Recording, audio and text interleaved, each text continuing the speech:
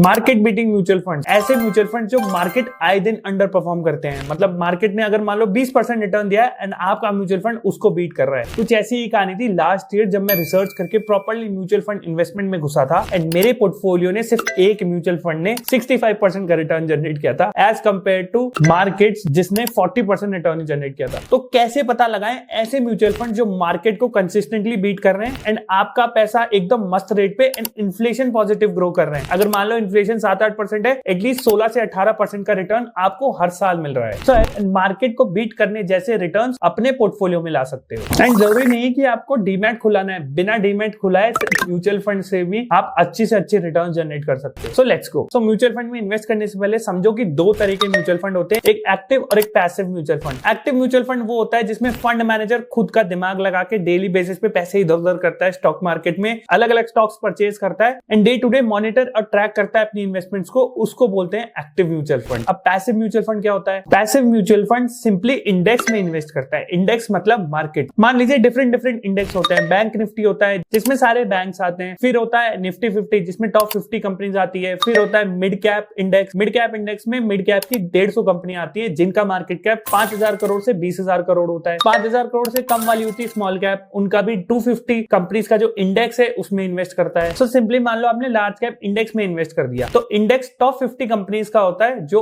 India के stock market में exist करती है। इसमें कंपनीज आगे पीछे भी होती रहती है, पर ये टॉप 50 कंपनीज है जो रातों रात जीरो नहीं हो सकती। तो इन टॉप 50 पे भी आप बेट्स लगा के स्टॉक मार्केट में इन्वेस्ट कर सकते हो। तो ऐसा ही कुछ मैंने किया था बैक इन 2022 जब मैंने small cap index mutual fund में इन्वेस्ट किया था and with in a year वो 60 to 65% रिटर्न जनरेट कर दिया था। तो अगर मान लो आपका खुद से डीमैट अकाउंट नहीं है तो आप ऐसे डायरेक्ट और इनडायरेक्ट वे में स्टॉक मार्केट में इन्वेस्ट कर सकते हो। पैसिव म्यूचुअल फंड से इंडेक्स में इन्वेस्ट कर सकते हो, एक्टिव म्यूचुअल फंड से डायरेक्ट स्टॉक पिकिंग कर सकते हो। इसमें फायदा ये कि आपको डे टू डे बेसिस पे इन्वॉल्व नहीं होना पड़ेगा कि आपको पैसा आप कहां रोटेट करना है या किस में बेस्ट रिटर्न मिलेगा। जो प्रॉपर फंड मैनेजर्स होते हैं उन पे आप रिलाय कर सकते हो जिन्होंने हिस्टोरिकली अच्छा रिटर्न लाके दिया है। अब कैसे सिलेक्ट करें best mutual fund houses and best mutual fund manager? Let's go. Understand your risk appetite and investment horizon. आपको कितना रिस्क लेने की भूख है। अगर आप छोटे हो, लेट्स से 20-25 इयर्स के हो, तो आप अच्छे से इस भूख को बढ़ा सकते हो क्योंकि आपको एटलीस्ट 15 से 20 साल भी आप स्टॉक मार्केट में टिक जाओगे। तो क्योंकि आपके पास टाइम ज्यादा है तो आप ज्यादा रिस्क ले सकते हो एंड इससे आपके इन्वेस्टमेंट रिटर्न के चांसेस भी बढ़ जाते हैं। 20-25% on an average of 5 to 10 years आप जनरेट कर सकते हो अगर आप स्मॉल कैप में ज्यादा इन्वेस्ट करो। बट अगेन अंडरस्टैंड कि स्मॉल कैप, मिड कैप ये सब थोड़े से रिस्की होते हैं। मतलब इनमें 5-10% अगर 1-2 महीने में चढ़ जाता है तो वही 5-10% 1-2 महीने में वापस नीचे भी आ सकता है। तो उस चीज की हमेशा एपेटाइट रखना अगर आप यंग हो। If let's say you are 30+, 35, 40 आपकी एक फैमिली है तो आपको उनके हिसाब से भी चलना होगा, अपने फाइनेंशियल गोल्स के हिसाब से, उनके खर्चों के हिसाब से चलना होगा। मिक्स ऑफ इन्वेस्टमेंट कर सकते हो, स्मॉल कैप, मिड कैप और लार्ज कैप। तो आप 1/3 मतलब 33% इक्वल एलोकेशन कर सकते हो इन तीनों में। लेट्स से अगर आप और ज्यादा बड़े हो, मतलब 40+ हो एंड आपके अब प्रॉपर बच्चों का आपको जिम्मेदारी उठानी, उनकी भी शादियां करनी है, तो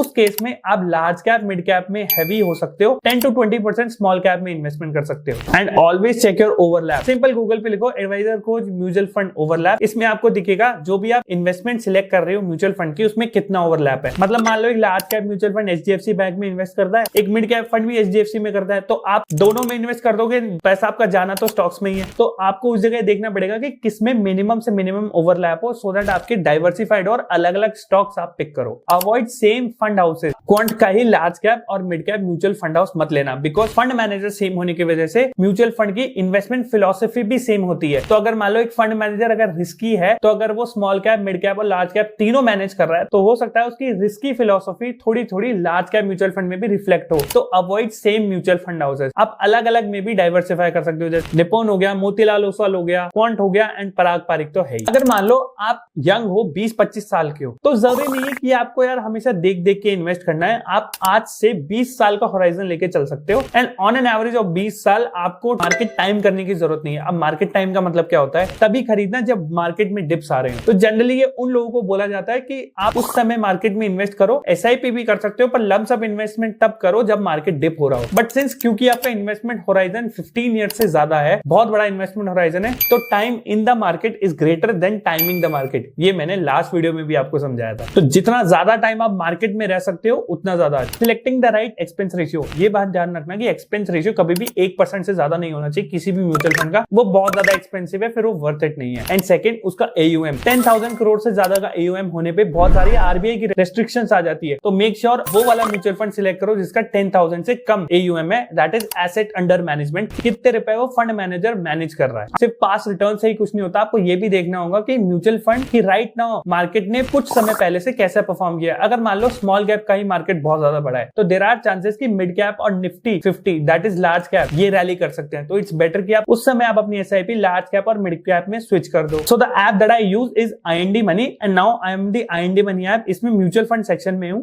एंड आप इसमें देख सकते हो top equity funds, large cap, mid cap, small cap, and इसमें लार्ज एंड मिड का भी एक क्लब हुआ हुआ म्यूचुअल फंड आता है। Flexi cap and multi cap, ये दो तरह की कैटेगरीज है जो कि अगेन इक्विटी म्यूचुअल फंड ही होते हैं। सो लेट्स से आपको एक अच्छा large cap mutual fund select करना है। इसमें आप फिल्टर लगा सकते हो 3 year and 5 year absolute return. Ideally it should be 5 year absolute return, अगर आप मिनिमम आपको रिटर्न्स के बेसिस पे कैलकुलेट करना है तो 3 ईयर्स तो लेना ही।